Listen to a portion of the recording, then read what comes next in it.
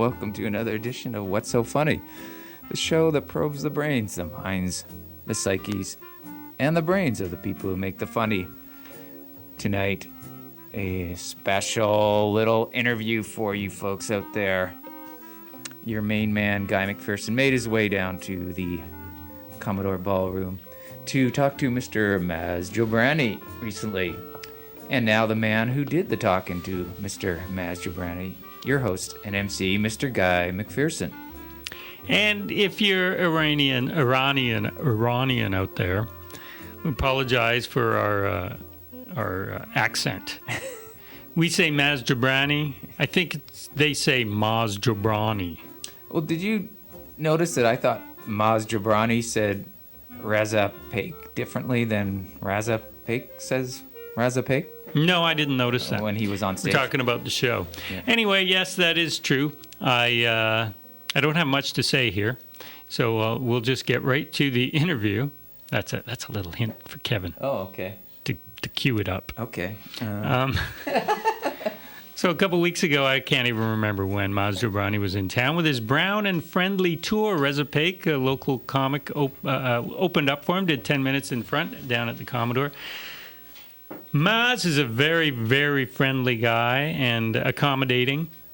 But, you know, they got into town late. They drove up from Seattle doing a show. What was the venue in Seattle? It was the, what is it called? The Triple Door?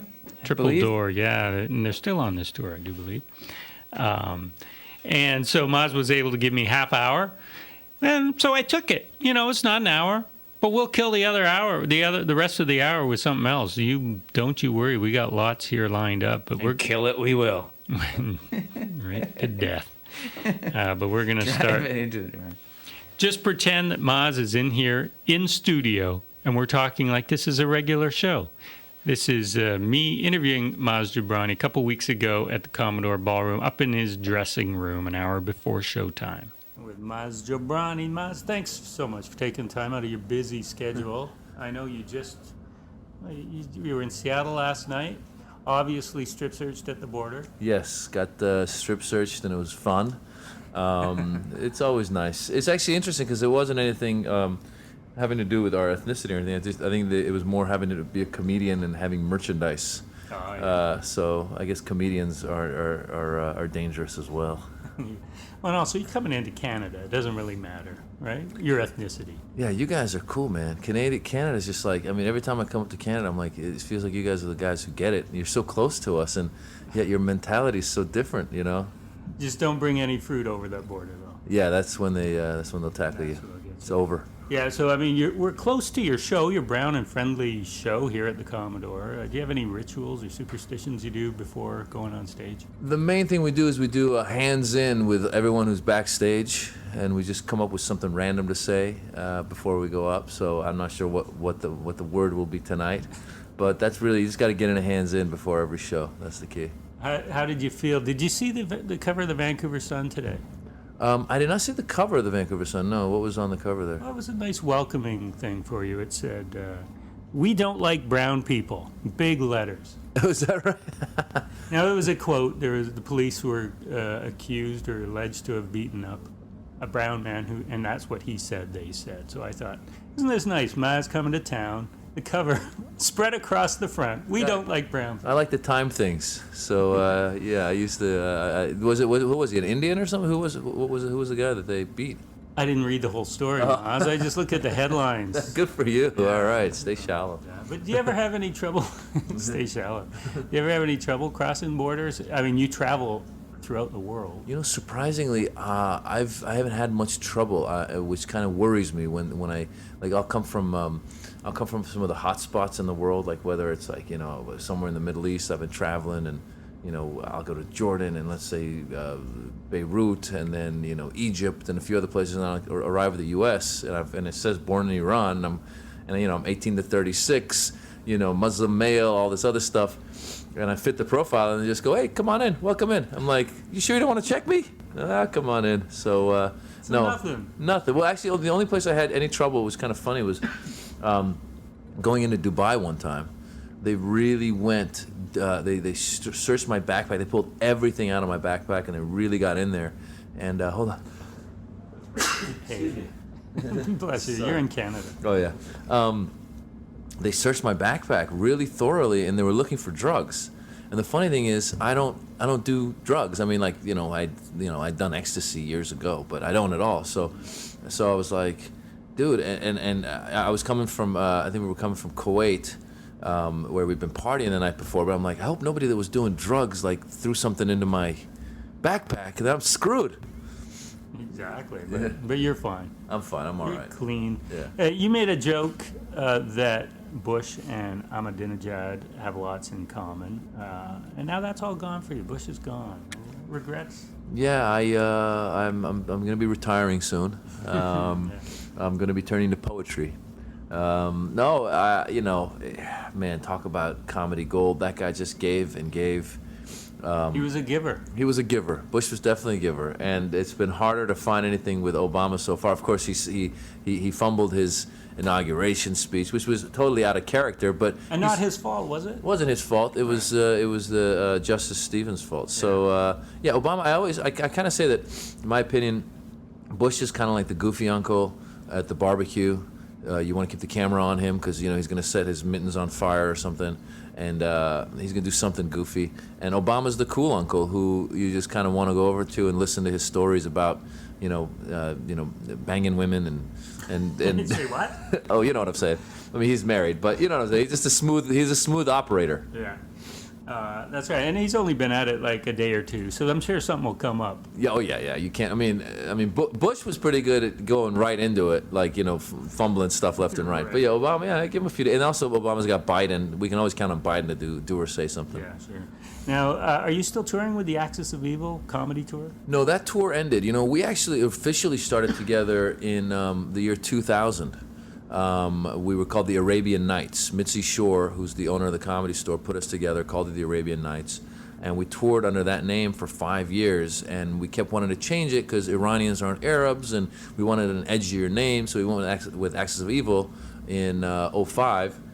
And then we got a chance to tour for almost a good 2 years together, and then finally it got to a point where it's like, all right, let's just go separate ways, do our own things. And for me, it's been a great evolution because before with the Axis, we all did about 20, 25 minutes or so. Now I'm getting a chance to do about an hour of material, and as a comedian, you really want to grow and get to that. So it's been nice. Yeah, and also maybe with Obama, it would be you couldn't really have it. Is there going to be an Axis of Evil? I mean, that was a Bush. He coined that. Yeah, that was a Bushism, definitely. And I think that from the looks of it, I mean, it looks like Obama's trying to go away from all that. I mean, right away with the Guantanamo thing, and talking about including a message to the Muslim world in his inauguration speech. I mean, it does look like he's going away from it. I think the title still has a little bit of mileage left in it. But it was time for us naturally as well to just move on, and it's weird how the world kind of works hand in hand, So here we are now doing the Brown and Friendly, and Obama, the Yes We Can, and the whole thing with Brown and Friendly. The name kind of encompasses, I think, a wider audience, because the whole name, the way the name came to me was, what describes me. Now Iranians are actually white. We're actually the word Iran comes from Aryan. So not like Aryan youth, but like from the Caucasus Mountains. That's where the Caucasus. That's where we come from. Yeah, Caucasian. And so Iran is actually white, but in the West, I think we've been categorized as brown with Arabs and Indians and Pakistan. Everyone all together, Muslims, everyone is brown. And so my take was, well, I'm brown, but I'm friendly, and there's a lot of brown and friendly people out there. So this is a little more encompassing. You told me a story.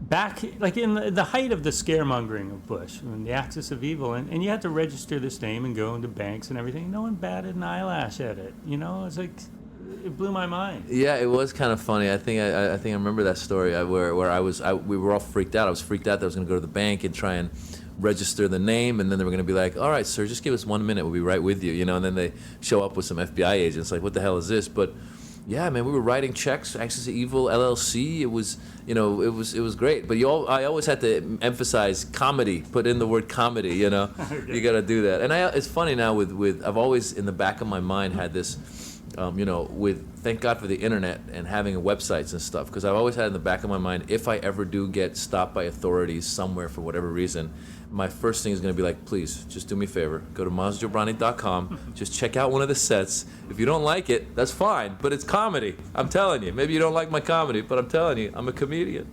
Now, when you've been doing comedy now, what, 10, 12 years? 10 years. 10 years. Yeah. Now, when you started out, it wasn't Middle Eastern based, was it, or was it?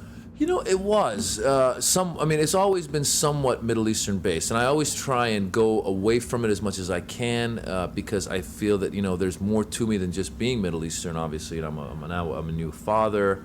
I'm 36 years old, so, there's a lot of other things about me, and there's other things that I observe in the world that I want to talk about. But when I first started, I actually took a stand-up comedy class when I was 26 years old, and the teacher said, talk about and write about what you know.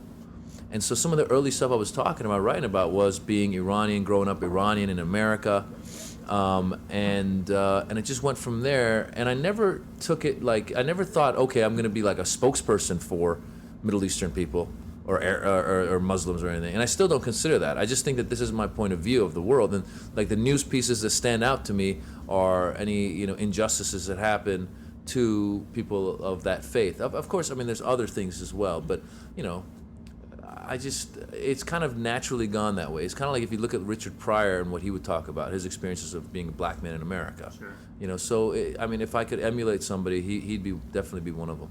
Well, at some point along the road in comedy, things seem to have broken off. Like you had the Kings of Comedy, you had the Blue Collar Tour, or even Russell Peters, a Canadian guy, right? Yeah. Was there one of those that you hit you and said, hey, we could do this with a Middle Eastern slant? That's the thing that's what's interesting is like again, as a comedian, at least my whole goal early on was, okay, just write the funny, be funny, get up on stage, get better. When I first started out, I'd try and get up 2 times, 3 times a night, you'd be at a coffee shop here, there, you run around, you're really not thinking, some people do, but I wasn't thinking in a bigger picture sense of like, oh, I could put this show together, that show together. I just wanted to get up on stage. And I really got to give the credit to Mitzi Shore, who, she's this Jewish American lady who loved to watch the news. I think she still loves to watch the news. Around the year 2000, she was watching, and there was the latest intifada with the Palestinians and the Israelis. And her thing was, pretty much, she said, I think there's going to be a need for a positive voice for Middle Easterners in the world. And so she had me as a regular at the club. She found Ahmed, who was performing at the club on another show. I knew Aaron Cater, so I brought him in. And then she put together this Arabian Nights show, which at the time, what was funny was anybody who was brown that wasn't Latino or black was on the show. So we had like Indians, we had Armenian, we had a bunch of people on the show. And it's funny, when it first started, I remember talking to Ahmed about it and going, who's going to come to our show? I was like, why are we doing this? I was like, this is silly. Like, we all were a few years into stand-up. We really didn't have a fan base at all. And she wanted to do this one night of, Arabian Nights comedy show. And I remember one of the first shows we did was in the main room at the Comedy Store that seats like 350 people or something. And I just went all out. I contacted all the student groups in Los Angeles, Persian student groups left and right, everybody I knew. And I comped like 110, 20 tickets because I was like, no one's going to pay to see this. And they all came out and they had a good time. And it was kind of this seed of something that you go, wow, this lady is kind of a genius. I mean, she really is, they call her like the Yoda of the comedy world. Like she originally put like Black Comedy Night and Latino Comedy Night. She started doing all that stuff a long time ago. So I think, she was definitely the visionary in all this. The Yoda of comedy, but she did sire Pauly Shore, so she's not all knowing. Yeah, Yoda probably had some misses that didn't make the movie. But do you ever wish, it's obviously done great for you, traveling all over the world, playing to sold-out theaters. But do you ever wish it wasn't so fractured? And that, you look out on the street, a lot of Middle Easterners there, as well as non-Middle Easterners. But, they will all attract to a show like this, and they might not go to another comedy performer coming to town. Like, do you ever wish that you would just be, you come out, do your thing along with people from all over the world? Yeah, I mean, I actually one of my goals is that, like, whenever I do there, depending on what show I'm doing, I have friends back in LA that are comedians. Sam Tripoli, Ian Edwards, Sebastian Maniscalco, Brett Ernst. All these guys are really funny. Al Madrigal, really funny guys from different ethnicities. And whenever I do shows and I can bring one of them into it, I do. Sometimes it's funny because my audience right now, on this tour, like on Access to Evil, we got to the point where it was like 60% Middle Eastern, 40% white, and other American, Westerners. I think with my solo tour, it's gone back to like 70% Middle Eastern, 30% of just regular, but my hope is to continue to get more and more mix in there. And I know that my audience is coming, like a lot of the Middle Easterners that are coming, they're not used to seeing these kinds of comedy shows. So some of my friends might be a little too edgy sometimes for these crowds. And my goal is to get to a point where I can bring my friends to these shows, these comedians I just talked about, and these crowds have now become more and more accustomed to stand-up comedy and are used to some of the edginess and can handle it. So yeah, I definitely hope that we get to that point, and I think it's just, this is new for the community. They didn't have, I don't think there was that many Middle Eastern comedians before, and they're kind of getting into it now, and they're seeing it more and more. And the ones that are younger that have grown up here obviously are, they've seen a lot more. They've seen a lot more edginess. So there's always, like, I'll do a show and somebody might come up or I might get an email from someone. I fortunately have been able to kind of tweak it. Like if I do cuss, I make fun of what I think they're thinking. Right. And I think it goes a long ways. I just did a show in San Diego where I had a young female comedian opening for me, and she was talking about her genitalia and stuff like that. And some Persian woman emailed me and said, it's not nice to have a young Persian girl talking about her genitalia. There was grandmothers at the show, and I'm like, I don't know. They're like, They're just words, and they'll learn that. I guess there's not much of a stand-up scene in Iran. I don't think so. I don't think so. Actually, it's funny. Somebody emailed me a little YouTube clip of this guy doing stand-up in front of this huge crowd. But what was funny was, the poor guy, he's limited to what he can do. It's not, he definitely can't do like political jokes. So he was just doing like impressions of the different accents from the different parts of the country. And then at one point he started singing, and I thought, oh, he's gonna sing a funny song. He actually went into like a straight up like singing like a real song, and I was like, well, it's more like an entertainment kind of an evening of entertainment kind of thing, You speak Farsi, don't you? Yeah. Yeah, and do you perform in it? No, I don't. I'm a lot more comfortable. I grew up in America. I grew up in Marin County, and the comedy that I grew up on was Eddie Murphy and then Richard Pryor and all these other guys, the Seinfelds and all these guys. And so the style of comedy that I've learned is the American style of comedy, and so there's a rhythm to it. The Iranians have joke telling, which is like, a lot of times at parties, a group of guys will get together, or at the end of the night, everyone will kind of gather around, and there's always some guy who's got like 50 jokes memorized. And it's all about like, two guys walking to a bar and blah, blah, that kind of stuff. But it's all about like different regions of Iran. And so I think that's more, and I love hearing that kind of stuff. But I've done, when I've had like almost an all Iranian crowd, I've thrown out some words in Farsi. As a matter of fact, I was doing a show in New York a few years ago, and it had been promoted by, it was for a benefit of some sort, so it was promoted by this organization that was an Iranian organization, and so a lot of Iranians came, and there was still some other people who had heard that I was coming, so that were they didn't speak Farsi, and about 30 minutes into the show, some like older Iranian lady, maybe like in her like 50s, she's like, tell some jokes in Farsi. Like, she yelled that out. I'm like, ma'am, I can't. I was like, I'm not going to, So yeah, the audience sometimes wants it, but it's not going to happen. Yeah, it's interesting. The rhythms are different in English, obviously. Not that I know Farsi. Right. Because I don't. Yeah. I'll admit that right now.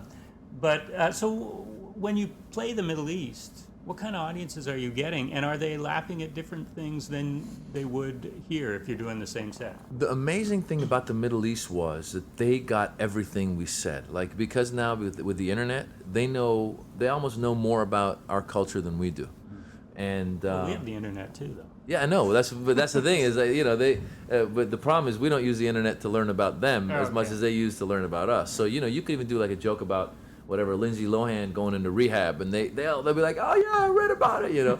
And it was amazing. I was really amazed at how we were able to do all our material. You know, the things they warned us to stay away from, you know, it was sponsored by a network out there, Showtime Arabia, and so they said, listen, you know, avoid religion and don't talk about local politics. Those are the two things. So it was pretty funny that, you know, stay away, you know, you have to stay away from that. And I didn't do any jokes about Islam or anything anyway, so it wasn't hard for me to stay away from that. And then I also didn't have any jokes about Hosni Mubarak in Egypt. You know, it's like, I don't know what he's been up to lately. But they told us, they're like, listen, a reporter recently wrote that he's getting older, and they ended up throwing him in prison. So I was like, okay, definitely no Mubarak jokes. No Mubarak jokes. Wow. Yeah. Did you ever fear for your life on tour? You know, you always... You played some crazy places. Yeah. I've thought about, you know, when we did Beirut, for example, you know, obviously there's a lot of different factions in Beirut, and you know, the crowds were amazing. And you know, there's Muslims and there's Christians and stuff in the crowd. And in the back of my mind, I'm thinking, well, Hezbollah's here, and Hezbollah gets their funding from Iran. And at the time, I was doing a couple of jokes about Ahmadinejad and stuff. And I was like, it's possible that there'll be someone who's taking offense at this and wants to, you know, do something. Now, the interesting thing though is, I think that if I had a chance to like sit down and plead my case with somebody who was offended by any of this stuff, they would see that I feel that what I'm saying is actually is justified. You know, when I talk about Ahmadinejad saying some stupid stuff, you know, he has said some stupid stuff. The same way I talk about Bush saying some stupid stuff. I mean, they both have, and so you can't argue. I mean, you can argue that. You know, we could get into an argument about, oh no, what he said I don't think was stupid, but you know what? You know, we got to be objective. You know, so I would hope that if anything ever happened, that they would at least let me plead my case. Yeah, good luck with that. Yeah, right. Then is your comedy helping? Are Arabs now less demonized, or is that just the natural progression of the way things are going? No, you know? I think definitely. First of all, you know, I use the word Middle Eastern because that encompasses, because Iranians again aren't Arabs, and they always, so I always say Middle Eastern. But then, you know, I go beyond that, Pakistanis and Indians and all this other stuff, all these other countries. You know, it's I definitely think it's part of a natural assimilation into the society, and I do hope that as, you know, the years go by in the next 5-10 years, that we do start seeing, maybe, you know, you guys have Little Mosque on the Prairie up here, you know, I hope we see some shows like that normalizes Middle Easterners in American television and cinema. You know, that's one of my next goals, is to take some of this stuff to television and to film, and you know, have American audiences come out and see and laugh and leave kind of going like, oh, that guy was Iranian and he didn't say death to America. Because the fact of the matter is, if you go to Iran, a lot of Iranians love American culture and they love American people, and Iranians are very hospitable people. I actually ran into this American Jewish guy who told me, he goes, yeah, I was going to Iran, and he goes, my parents were going nuts because they thought I was going to get kidnapped.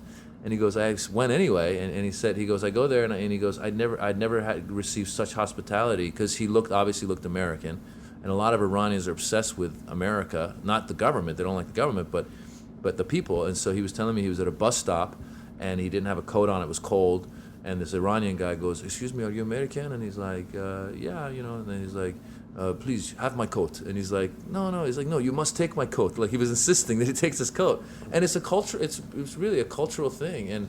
And you know, I wish the West would know more and more about countries like Iran and the countries in the Arab world, and the sort, that there's a lot of good people, just normal people trying to live their lives, and look at the solution a little bit more, as opposed to just saying, you know, it's like after September 11th when they came out and said, you know, they did this because they hated our freedoms. That's the biggest bunch of crap in the world, you know? It's like, let's look at the big picture and see what we're doing and what's going on politically, and let's try and address this, you know?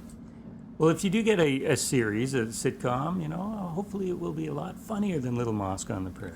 I'm sure it will be. Funny, you said that. I don't know.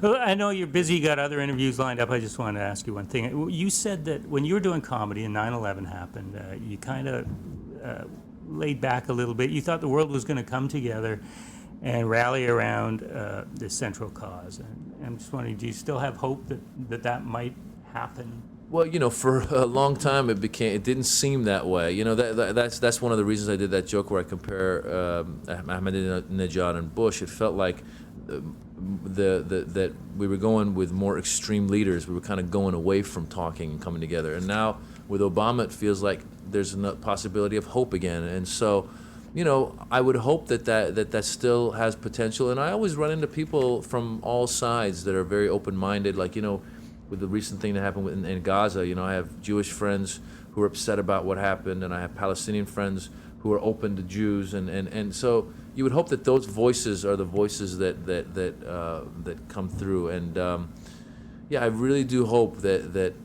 somehow we're able to. I mean, I think it's easy to manipulate people with extremism and point at the enemy. But really, that's why the more we know about the enemy and the more we can kind of laugh and see, oh, these guys are actually funny. They actually have, there's mothers with kids, and oh wow, they're like us and they like to eat and they just want to make some money and make a living. And you go, what the hell? Why are we fighting? So right. I do hope that's the way we go. Excellent. And anything coming up that we can look for you online or on TV or well, I know that DVDs? I know I filmed my I did my first Montreal Comedy Festival last year, and I believe my show comes out here in Canada in February. I'm not sure exactly what the date is. And then other than that, I'm going to be touring around the U.S. and then hopefully come into Toronto and Montreal again. People can go to mazjobrani.com and find out more there. And then my special I filmed my special Brown and Friendly, so that'll be coming out as well. Hopefully end of the spring sometime on DVD. And lastly, I just started working on this new ABC TV show called Better Off Ted, which is about a bunch of scientists in this lab. Then they come up with all kinds of crazy stuff, and I've got a recurring part on it. I play kind of like the mad scientist who just loves to come up with he's comes up with some of the crazy stuff, and it's coming out on ABC, and we'll see, maybe this time it'll actually last, unlike Nights of Prosperity, which they took off pretty fast. Yeah, you never know with TV, but you did have a kind of a science background, political science, right? You almost a PhD? Yeah, I started, almost is a very loosely used term. I basically dropped out after the first quarter. Oh, okay. I was at UCLA, started my PhD program at UCLA, and then realized that I did want to get into acting and the sort. So bit of a gamble. I would say. I mean, it seems to have paid off. Well, PhD in political science at the time, because this was '94. At the time, it still was a bit of a gamble too, because there's not that many professorial positions to be had. Now, if you think about it, though, if I'd gone into that, then I'd probably be one of the talking heads on television, because it'd be like, political science, expert Maz Jobrani. That's right. You know what I'm saying? So. All right, Maz, I gotta let you go. Thanks so much for taking the time, and have a great show. Thank you, Guy. Good to see you, and I'm happy we were able to make this happen. Thanks. All right. That was me, live on location at the Commodore. Kevin, what did you think? You hadn't heard that before. I liked it. I like Maz Jobrani, and I think he's a smart guy. He is a smart cookie. Good comedian. Yeah, and it makes things easier for you when we don't have a guest here. But you wouldn't know that from watching That's you the last work I've half hour in ages. down on your belly. Yeah, trying to and find I wires. just washed this sweater, so Yeah. Today. So we were going to play a clip from Maz Jobrani, but we were unable to Once do again, that. technical difficulties. But we got lots to play. The time. It's like 10:30, 11:30. I mean, here in CFRO 102.7 FM. The show's What's So Funny. I'm Guy McPherson along with Kevin Smith, and we just heard half an hour interview with Maz Jobrani. In fact, Maz has a little station ID. Will this count as two, Kevin? Yes, it will. All right, perfect. Way to go. Mark it. This is Maz Jobrani. You're listening to What's So Funny on CFRO 102.7 FM in Vancouver and all over the globe on the internet. Keep listening. Don't go away. We'll be back. My friend. Yes, and we are back. There you go. But meanwhile, the big news in comedy, Friday night, David Letterman aired a long, Kevin says it's not censored, but a long clip that had not aired 15 years ago, was it? It was Bill Hicks. 93? Because he died in 94. I think it was 93 was the... So 15, 16 years ago. Guess so, 15. yeah. Yeah. And he did a set on Letterman, and then David Letterman decided not to air it. So he was purged from the show. In fact, it didn't say Bill Hicks was going to be a guest, even though he had, in fact, been a guest, and the producers vetted his act and said it was okay. So it hadn't been seen in the last 15 years, except for, I guess, Bill Hicks' family had it. Anyway, so Mrs. Hicks, Mary Hicks, was on with Dave on Friday night, and Dave was very apologetic, and they aired the offending set. And Kevin saw it, and your take on it? I know you're not a big Bill Hicks fan. No, I'm not. Could you see why they took it off the air to begin with? There's some stuff about pro-life and abortion, but I don't know. I'd have to think back to at that time. I mean, I always remember what happened to Sam Kinison when he was on Saturday Night Live, and probably on other things where he had things cut out or censored, as we call it. And along similar lines, that was a big thing back then, the abortion and the pro-life and that. So I don't know. No, I can't really see it being that offensive, but it's possible. I mean, it's of that time, so I don't know. It is of that time. We're not going to play that clip, but we're going to play some Bill Hicks. But first, I wanted to play a little clip from an interview I did with Jay Leno over the phone. And he talks about, he and Bill were friends for a while, and then they had a falling out, or at least Bill had a falling out with him. Yeah. But the way Leno makes it sound is that, they ended up friendly. And anyway, Leno describes Hicks going on another show, and I assume that would be David Letterman, although he does say that they edited things out to make him look not very funny. So it makes me think this wasn't the particular show, unless Jay just got it wrong. Anyway, here's some thoughts on Bill Hicks from Jay Leno. Bill Hicks, I knew Bill from when he was 15. There's a funny thing about comedians. Sometimes they would ask me to go to places and speak to young comics. Mm-hmm. And the one that thinks you're an idiot and walks out of the room is probably the best comic there. And Hicks is about 15, and he wasn't having any of this, And I went over to him and I said, I understand why you walked out. I walked out too. That means you're a good comic. Don't worry about it. These aren't hard and fast rules. I'm just throwing stuff out there. Use what you can use. And we became friends over the years. And then one time, he wanted to be on our show. And he had, at the time, the early 90s, very controversial, all his Jesus material. Yeah. And I said to him, you can't do that on the show. And he got all mad at me and, called me this, that, and the next name. And he called me and said, well, I'm going to go on so-and-so's show, and they're going to let me do what I do. I said, okay. I don't think they will, but okay. Anyway, he went on the other show, and afterwards, they cut it to ribbons. They just edited everything out. So it wasn't very funny. And he was furious. And I had a long talk with him, and I said, Bill, I was honest with you. I told you we couldn't use that. I didn't say, we're going to use you, put you on, use your name, and then hack you, then cut you all the bits. And that's when he wrote me the letter and said, I'm sorry. But we remained friends up until he died. Yeah. You can't make all the decisions yourself, and there's all these things. No, you just can't make everybody happy. That's what it is. Yeah. I don't know if top dog is necessarily the thing, but it's a TV show.